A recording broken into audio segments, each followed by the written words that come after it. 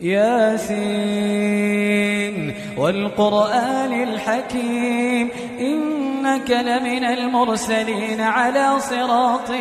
مستقيم تنزيل العزيز الرحيم لتنذر قوما ما أنذر آباؤهم فهم غافلون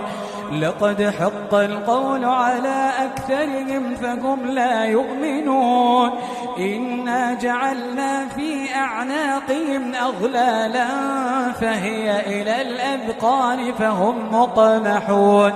وجعلنا من بين أيديهم سدا ومن خلفهم سدا فأغشيناهم فهم لا يبصرون وسواء عليهم أأنذرتهم أم لم تنذرهم لا يؤمنون إنما تنذر